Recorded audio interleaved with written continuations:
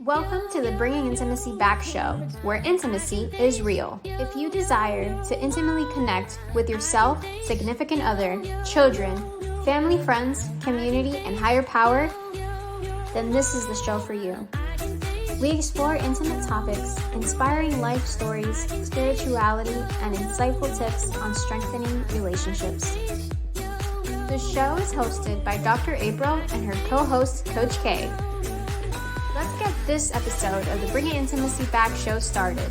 We share with you today the secret power to intimacy to create the life you love or love the life you create. Now here's your host, Dr. April, and her co-host, Coach K.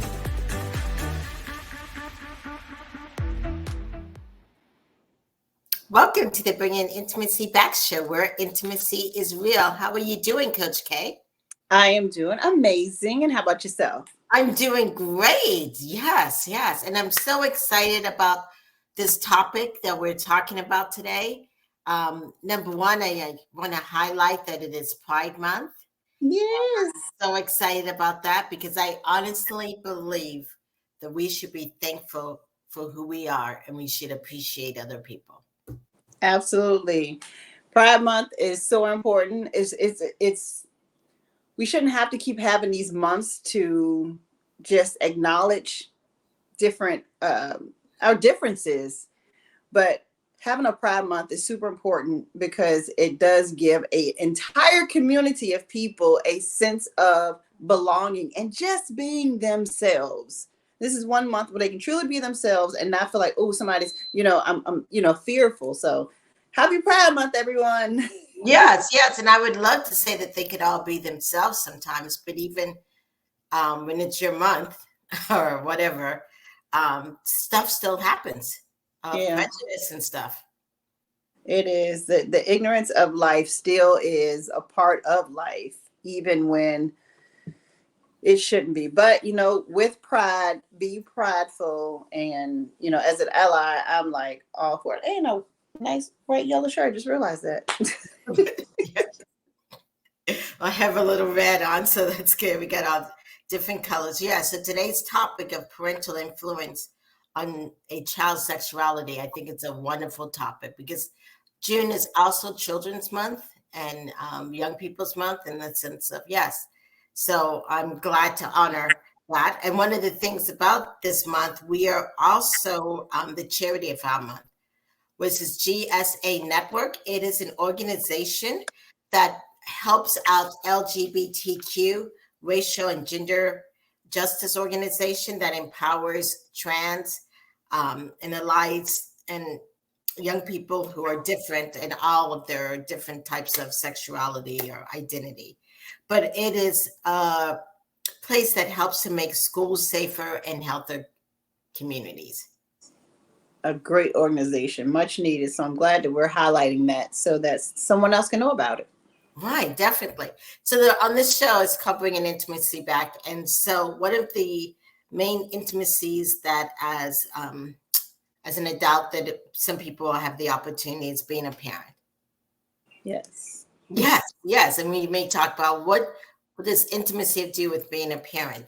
It is actually so important of that connection with your children.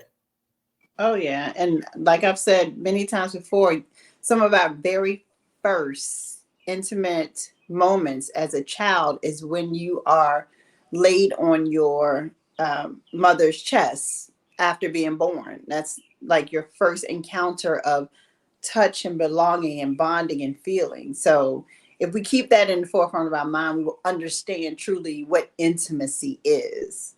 Right. And just like you said, that belonging, because as children grow up in therapy, we talk about that attachment. Yeah. How did it attach? How did a person attach to their caregivers? Yeah. Yeah. And so on this show today, what we're going to really talk about is when kids are growing up, and sometimes it's preteen or teenagers, and they start to get to know themselves and what they like and what they don't like, how as parents we can support that. Yeah. And being understanding and listening and paying attention are some of the easiest ways to be a part of your child's life, and as they go through and explore any changes and differences that they may feel like they have. Right, right. And so let's jump right into it. I know one of the questions we got in preparing for this show is like, for parents, if one of their children come out as, or they say that they're gay, bi, trans, sometimes parents feel like they fail. Yep. And I did a short lab on this, sometime back. And it really is surprising to me how much some parents place their own success on the sexuality of their children. And that's a lot of pressure on a child. Right, right. And instead of understanding from the kid's point of view or for the child's point of view, and even just being acceptance. Right. And it's truly, in my opinion, it's mostly attached to the external world. What are others going to say about me as a parent if my child is, trans, gay, bi, or just not of the traditional way? And that is when you're putting everyone else before yourself and before your child. That's hard to live up to. Right, right. And I would say it's from the external, but also I would say sometimes for certain people out there, it's also maybe they feel like it's from their religious community. Yeah. Yeah. Yeah. That, oh my gosh, what am I going to do that my child is this, or that? And in reality, it's, as parents, it's our job to empower, to protect. And I don't believe anybody should be discriminated against at all.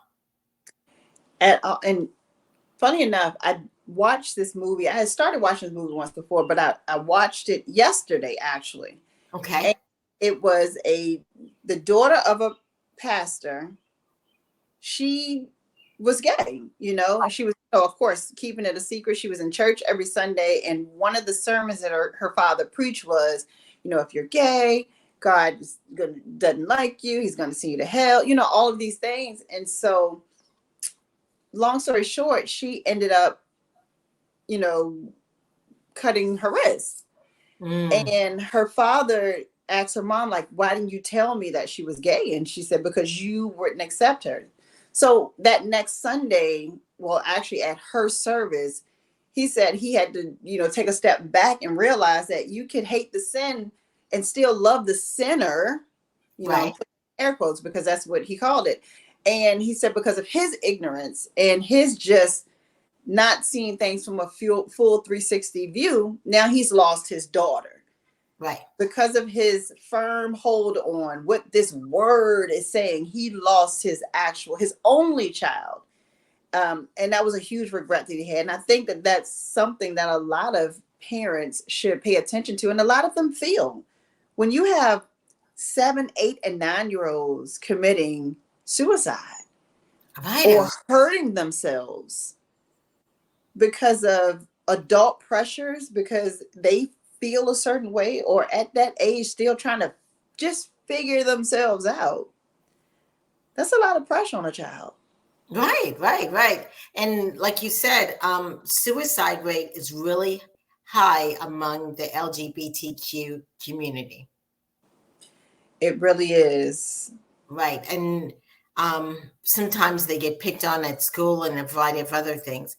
But then to come home and have your parent be a bully or pick on you, it's like you have no place just to be you. And I truly believe on this earth, it's not, for most of us, it's not our job to judge. Absolutely. It's either you can learn to understand it, right, or not. You don't have to accept it, but just go about your business. Right. This whole big thing with Target and people protesting the store and wanting to, because they had baby things with Pride Month on them. That's not anyone saying, hey, you have to be gay or lesbian or, trans. It's just a celebration. That's just like if a white person puts on a black pride shirt, I mean a black history shirt, does that mean that, oh my gosh, now they have to go and be black? Right, exactly. So yeah, and I think decades ago, people were uproar when shirts and things were made of black people, and when they started to have black dolls or whatever, Yeah, because being black was not kosher, basically. Yeah, exactly. Just literally being who you are, who you were born to be. And that's a whole nother controversy in itself. So, being born black, that's not something that I can go and erase. It's not something I can right, go and change. And sometimes the feeling that a person may have where they're attracted to the same sex, or they don't feel like their external body matches their internal body, sometimes that's just who they are and they can't go and erase that. right. Right. And sometimes with people or with children or whatever, that's something they're thinking about. They're not sure. You know what I'm saying? But it's our jobs to just support as a parent, and you are not failing as a parent because your child turns to an alternative lifestyle. Right. And like you said, that is not a failure on you, and it's not a reflection of your parenting. Exactly. It's how your child operates within their capacity of life. Mm-hmm. The success of a parent, in my opinion, is how well their child can survive in this world, succeed in this world, and live in this world should that parent perish and go away. Mm. And if that child in any capacity is in the LGBTQIA plus community and they are successful, they are making strides in their community, they are, have a family, they're making a good source of income for themselves, then that's where you measure as a parent, oh my, look at what I've done. I've set this tone. That's just no different if your child grows up and becomes Jeffrey Dahmer. His mom can't say, oh my gosh, I created that. She set whatever bounds she set, and that's who the child is. Right, right. I love how you say that the success of a child, because I tell parents we're kind of like their first employers, but it's how successful that child is to be independent without without depending on the parent, and also have good self-esteem about themselves. Yeah. Yeah, How did you build that child, and self-awareness? right. Because you can give it to them too much, and then they're not self-aware, and they're just one of those, they turn into one of those adults that you just want to pluck in the middle of the forehead. um, but giving that child a sense of self-worth, a strong self-esteem is absolutely how you would measure your success Mm-hmm. of a parent for your child, not who they want to hold hands with or who they kissed or who they want to lay in bed with. I honestly think it's pretty weird that you place the measure of your success on who your child goes to bed with. Like, Right. that's just weird. Your child wasn't worried about who you went to bed with, before they got here. Yes, yeah, it's very weird. And another thing I think is good is to also, if you have a faith system, pass that on, but pass it on as a way for them to find what their path is. Absolutely. You know what I'm saying? Yes, yes. So I always talk about that inner spirit, and people say, even as we're having this topic, I got an email earlier this week about, you say you're a Christian or Catholic. I'm actually Catholic. How can you be that and also support pride and all that? Mhm. Because I believe that we're each, it's not my point to judge. That's right. Yeah. I know what it feels like to be discriminated against because it's happened to me. Yes. Yeah. And we have to, each person has to learn how to love themselves and love others. And that's what I work on teaching. Right. And to be honest, to ask the question, how can you be of this religion and still accept, is just almost an asinine question. Is because as a person of God or whatever faith or whatever entity that you believe in, as a person of that, it's usually of love Right. and acceptance, you know, because if we all go by some of these, barbaric ways, or these, small, narrow-minded box ways of thinking, me and you right now should not be on this internet having an intelligent conversation. We shouldn't be educated. We shouldn't be even holding down our own jobs. We would still be, shackled up and working for dollars, pennies on the dollar, Right. if we really think about it. So to ask that question would be of someone who has a pretty ignorant mindset. Right. Right. And so if your child is coming out or has these different things, one of the things I think you should do is to educate yourself about it. Yeah. Find some books, to take the child to therapy or whatever. The point is you want to be able to be supportive. Right. And ask the child, Yes. talk to your children.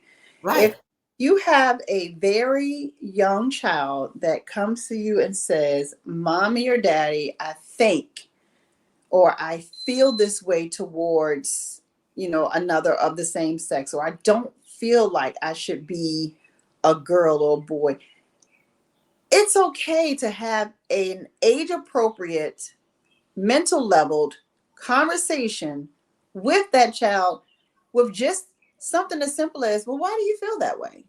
Right. That can't hurt anything. And what they're saying at 6 may change when they're 8. Right. But I can guarantee you, if you are, no, you don't feel that, if you're doing that at 6, they're going to want to know, well, what is it about this? Well, let me look further into this. Let me dig more into this. Maybe that is where I should be. Mm-hmm. So instead of, if you're able to be that support, and you maybe both educate yourselves, different paths, because you're different age groups, of course. Right. Then it could be something that, oh, I just like this person as a friend, Right. but I heard these things, at school. I didn't know, you know, what that meant. They could just be trying to figure out something as simple as having a regular friend. Right. Right. And I'm just thinking, just asking that question. Yeah. What are you feeling now? Or how did you come to this? Can open up so many doors. Yeah. Yeah, yeah, because sometimes even when we talk about a child's sexuality, sometimes things have happened in a person's childhood Yep. where there's been trauma. You know what I'm Absolutely. saying? And just asking that question will allow a person to actually, well, I can talk. Because some kids feel like I cannot even talk to my parents about anything dealing with sexuality, or even if someone touched me or whatever. Communicate to your kids. Yes. You don't have to talk at your child. Just because you're at the big old age of whatever it is that you are, and you birth the child, does not make you the end all, be all, and say all of knowledge. Mm-hmm. Because if we as the elders stop learning from the young, and if the young stop learning from the elders, then we don't move forward. We stay stagnant in our spots. And so to understand the community, and that's why they have a full Pride Month. This is a month for you to truly become educated on what it is and what it looks like. It's not the things that, thinking about the 80s and 90s, that we saw on TV. It was mostly the drama comedies that we saw. So it was dramatic of what we saw. Learn what it is. It doesn't have to be the pride floats and parties all the time. It's just someone's inner being. Our bodies, just think of science. We can't project how the chemicals formulate in our bodies and what they may do at birth and how they may make us feel from June to August. Right. But what we can do is listen to our children, give them the tools and resources that they need to be successful, law-abiding citizens. And then we go from there. We leave their bedroom alone. Right. And I'm going to also emphasize that our children are not mini us. That's right. Yeah, many people think that their children are going to have the same experiences, as we do. But no, that's totally different. And in the sense of communicating, I know parents are out there, well, my child doesn't communicate. How do I communicate? When you pick them up from school, ask them how they're doing. They say, fine, fine, fine, fine. Get into their lives, start to sit with them while they're watching things on YouTube or on TV shows and stuff. And that's how my daughter and I would used to communicate. We would talk about shows and I was like, oh, what do you think about this? And yeah, that's how I was able to understand how she thought. Yeah, same thing. Yeah. And that's so critical. Yeah. That's how you open up that line of communication, because eventually your daughter was like, oh, okay, well, mom's pretty cool. So, if I have something on my mind, then maybe I'll just drop it on her. Right. And definitely even sometimes bringing up topics, to your child, at an age appropriate. So at age appropriate, I would bring up, it's June. What do you think about Pride Month? Yes. Opening, just talking to something as simple as that. Yes. Because you can at least get a gauge on it. And it could be, we had here in Richmond, there was a tragedy at a graduation, and it was my alma mater that I went to, but my children, they don't go there. One of them's not even thinking about graduation, but I still ask, how do you feel about what happened? And either, one of them was like, well, doesn't really bother me. Fine, but at least I know. So if your child is coming to you saying, I'm having these feelings about, someone of the same sex, then you ask them, what are those feelings? And, when do you feel those things? Do you feel like it's, so ask open-ended questions to your child so that you can understand the same way you were able to start understanding, how your child thinks by talking about the TV shows.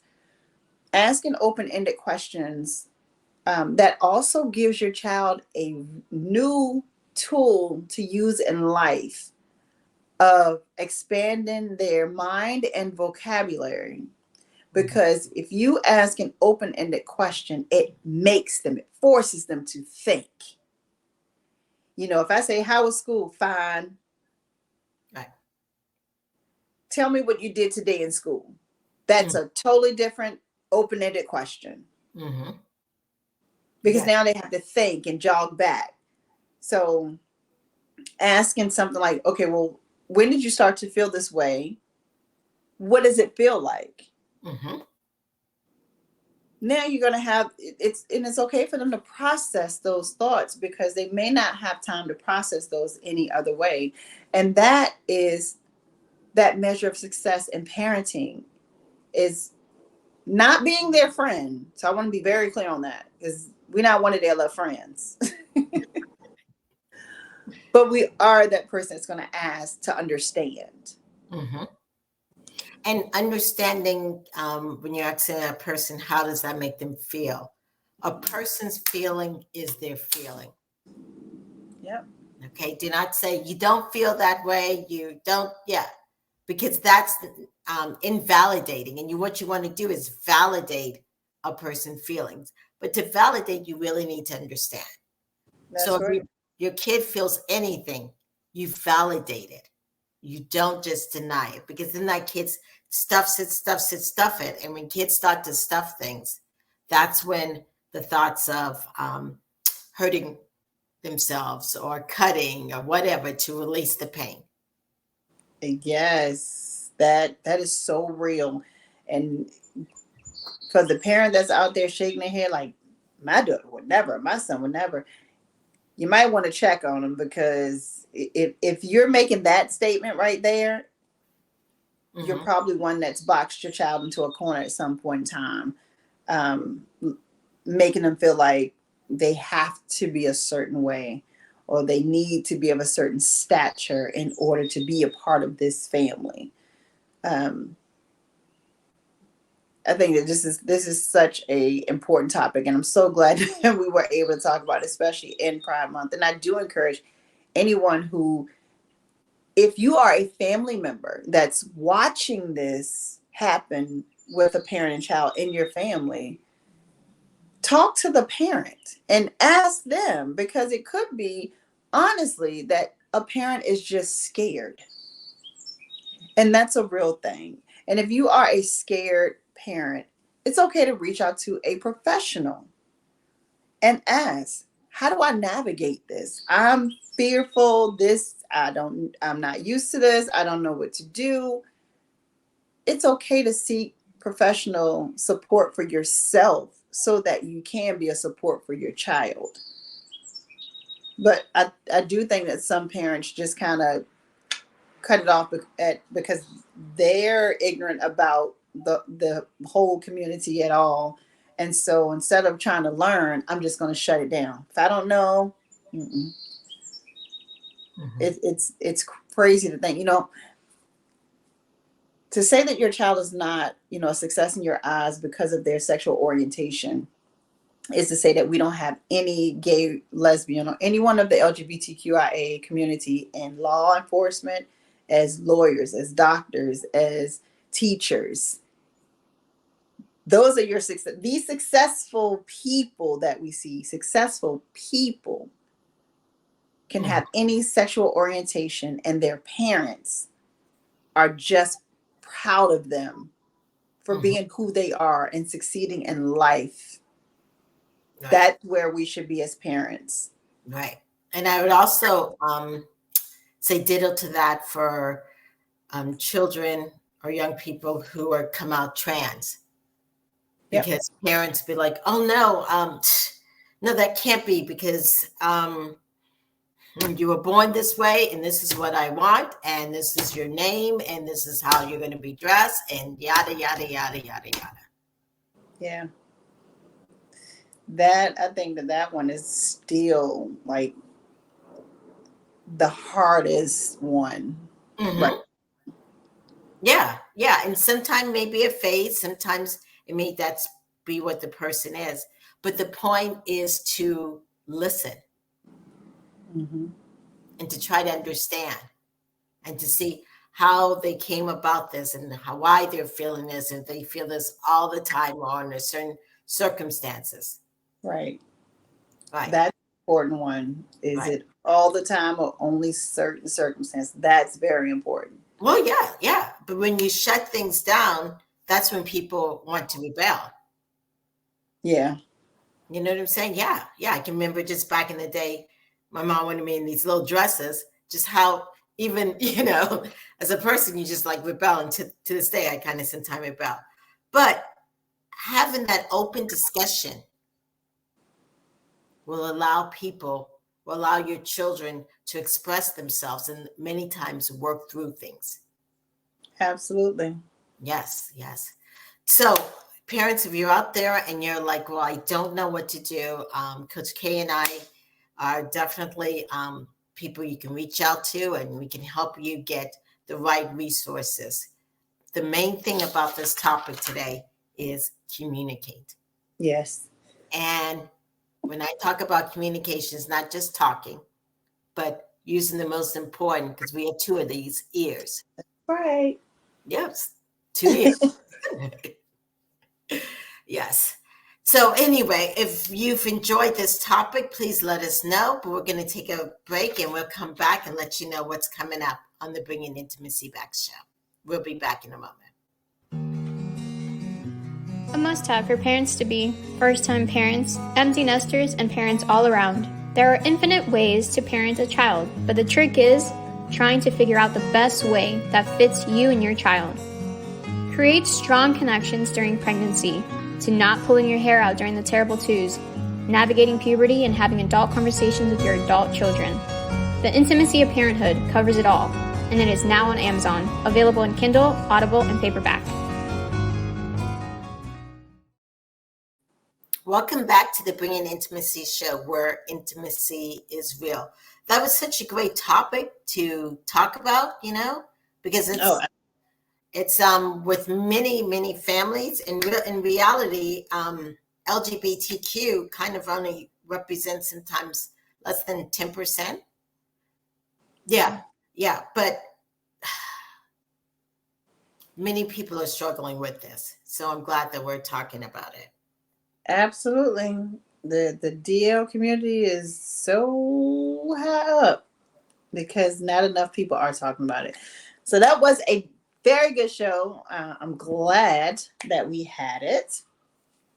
And we have some more amazing shows coming up in the rest of this amazing Pride Month and Children's Month. So on next week, June 15th, we have Confessions of a Hollywood Sex Addict with Dan Harari. We have on June 22nd, Healthy Intimacy After Trauma with Bria Young. On June 29th, we have Going the Wrong Way with Chris Donaldson. And then entering into July on the 6th, we have Sex Doesn't Start in the Bedroom with Guy Blazey. All right, definitely. So this has been the Bringing Intimacy Back show. If you like us, follow us on Twitter, Instagram, and YouTube, Facebook. We will see you guys next week. Take care, Coach K, and we will see you guys next week. Thanks for listening, everyone. Bye. Bye, everybody. Thank you for listening to today's episode of Bringing Intimacy Back, where intimacy is real. You can also find us at bringingintimacyback.com, LinkedIn, Facebook, Instagram, Twitter, and YouTube. Dr. April Brown's 7-book series, Improving Intimacy, is now on Amazon. We'll see you next Thursday at 3:30 p.m. Don't forget to follow, share, and subscribe.